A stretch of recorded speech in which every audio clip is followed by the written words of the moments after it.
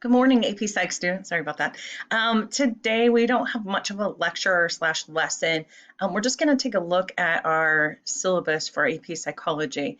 And so when you go into your daily agenda, the very first thing it says notes, it has the hyperlink to the AP Psych syllabus. So I'd like you to go click on that and then just make a copy of it and put it in your AP Psych folder. Hopefully by now you've created a folder in your Google Drive for AP Psychology.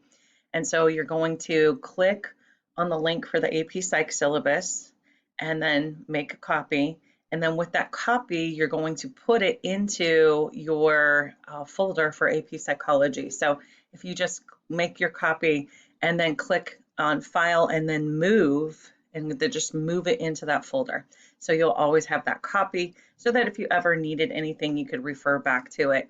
As you can see, I told you yesterday, Ms. Mailer and I do everything together. We have the same syllabus, so kind of the same rules. I'm not really going to go over the introduction. You can read that, so just take a look at it. You see my email address is up there. The objectives, this is something College Board wants us to put on there, so we don't really have to spend a lot of time. Required, you're going to use your laptop every day. It says to be purchased on your own. It says binder. It should be actually a spiral notebook. I think that's the best thing to do, but it does say that in there, sorry. So a binder or a spiral notebook, whatever your preference is. Some kids like binders, some like that. And then of course your pens, pencils, that kind of thing. We recommend that you get a glue stick when we're in the classroom so that when we give you handouts, you can just glue them in there. And then yesterday we talked about the iScore 5 app for psychology. It's just an app that you buy for your phone. It costs $5. We'll use it at the end of the school year to review. And then the Barron's AP Psychology. I've had a few people already ask me about that. We don't care what edition you get. You just want to get it as soon as possible so you get your money's worth. If you really have a problem with it, if financially it's an issue, when we get back in the classroom, I do have a few copies. I can loan you one. They're all pretty heavily marked up. So my daughter yesterday took a look at it. I gave her one and she's like, it's written all over. So she wanted a clean copy. So the edition doesn't really matter. Somebody asked yesterday, I said, if you know somebody that has one, just get theirs. If you're going to buy one of the newer editions and then the units match up a little better. It might make your life a little bit easier. So resources digitally that we'll use, Canvas. Of course, we use daily Google Drive. We use Nearpod a lot. Kahoot, Quizzes, Socrative, Quizlet, GoFormative. We're going to do a GoFormative today. And then Albert.io. So those are all things that we'll use quite frequently. Classroom behavior, be in class on time, whether it's virtual or face-to-face. We expect you to be there at the time class starts. Have your notebook or something you can take notes on. Make sure your laptop's charged, of course. And dress code, whether you're a digital student or a Launchpad student, you have to stick to the dress code. We'll go over that as a school. I think maybe tomorrow there's something on that. And then, just stay on task, complete your assignments. Be respectful. That's a big thing. Be kind to each other, right? I really just don't have tolerance for people that are mean to each other. No profanity or offensive language. And, that should be a given. And keep your hands to yourself, not hard digitally. But when we get into the classroom, that is important, especially with COVID. And respect other people's personal property. Don't take their stuff, don't hide their stuff, don't mess with their stuff. You don't want people to mess with your stuff either. Same goes for me. Don't take things off my desk, don't touch my stuff unless you have asked me. I'm going to give you anything you need, anything you ask for, but don't just take it. Just ask me for it. No big deal.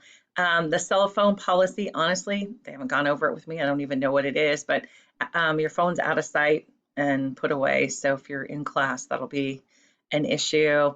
Honestly, with AP Psych kids, I just really don't have a lot of discipline issues. So I'll talk to you first. I'll call your parent, the standard things. All right, classroom procedures. We want you all logged onto LaunchEd on time. If you're in class, you're seated at the desk. The first thing you're going to do every time is go to the daily agenda. What are we doing today, right? If you are tardy, you come in with a pass if you're at school. Here, you're just going to enter on digitally, and then I'll mark you tardy. in attendance. So try to get to class on time. Passes, we try to limit passes if we're in the classroom. Um, yeah, it's not really applicable right now. There's no food or beverages. That's an OCPS policy when we get back to the classroom. So you can't eat or drink in the classroom because you have a mask on and they want the mask kept on all the time. Teacher dismisses class. Honestly, when the bell rings, you can go. I'm not a stickler for that. I don't keep you past the bell ever. Reading assignments. There is a good crash course linked here that helps you with note taking. I recommend you watch that because it's helpful for all your classes. You should be taking notes when you read. You should be making notes when I'm talking to you. Vocabulary, again, that is pre-made. You can create your own flashcards if you want, but it's pre-made for you. And we're going to get into today. If you follow the agenda, you'll be joining our Quizlet class. All right. We expect you to come to class prepared and ready to discuss. And I know this is a challenge sometimes, but I expect you to be on the webcam if it's possible and to engage in a conversation. It's very difficult for you to learn and for me to teach if you guys won't participate in discussion. And so that's one of the downfalls that I see of digital. And, I saw yesterday, I think everybody's nervous. They don't want to talk on camera. Well, the same applies to your teacher, and it's really a challenge to talk to you when you don't respond in any way. I might as well be recording videos as holding class. And so it's super difficult and it's not fun. So participate in class, be ready to discuss things, and be ready to do the class activities. Grading, here you get to do retakes if you do badly on a test. Tests are the only thing that are retakeable. Formative assessments like quizzes, they don't weigh very much, so we just don't do retakes because it would take forever. A lot of times I'll give you a couple opportunities to take a quiz because again, it doesn't matter. I just want you to learn the knowledge, all right? So we've got two categories of grades. Formative assessment, those will be 10% of your overall grade. And we'll let you know when it's going to be graded. Unit vocabulary quizzes, that's going to be part of that formative grade. Sometimes an occasional assignments. Then you will, those will be in there, and I'll let you know if it's graded or not graded. Sometimes we'll excuse quizzes if you show on the test that you knew it and your quiz grades weren't good. We'll excuse those sometimes. So if you cheating is just my pet peeve. I guess I didn't have it on there. You don't learn by cheating off someone else, and if you're the person who's giving out the work, the answers, you're keeping people from learning, and I feel very strongly about that. I know as young people probably don't feel that way, but I believe in ethics and integrity. If I catch you cheating on any kind of assessment, you're going to get a 0. So if you have your phone out at any time during an assessment, you're going to get a 0. Of course, digitally we'll have to see how that's going to work out, but that's just the way it'd be. So summative assessments, this is the important part because it's 90% of your grade. So each summative assessment, that's a test. It'll be broken into standards, and each standard will have 10 to 20 questions, usually 10, and the standard itself will be 100 points, okay? We use actual College Board questions so that we know that you're prepared for the AP exam. And then, so it's hard. Our tests are hard. But we will give you a 10% curve if you complete the Albert I/O. So that helps bring your grade up. Also, if you do badly on the standard, you'll know, oh, wait, I don't know standard 2. And you can retake standard 2 to bring your grade up as well. To retake, you always have to do, we call it opportunity cost, or sometimes it's called mastery assignment, some kind of relearning to help you get further along so that you pass the standard when you retake. Let's see, it says at the end, if you're using a phone, again, you get a 0, and that's on all standards. That's very painful. You don't want that to happen. Retakes, you've got to complete a mastery review assignment, and then you can retake any of the standards, all of the standards, and you get whatever grade you get. So if you retake and you get 100, you'll get that 100.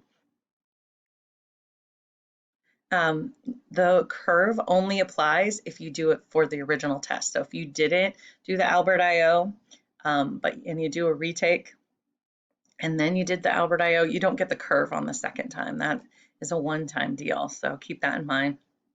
There is a semester exam at the end of the semester. It's worth 100 points. And we will have a sit-down AP practice exam, presumably if we're back to school. So we haven't set a date for that.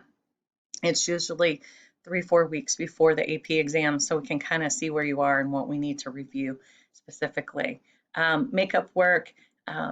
If you miss a test, you should take it on the day that you return to class.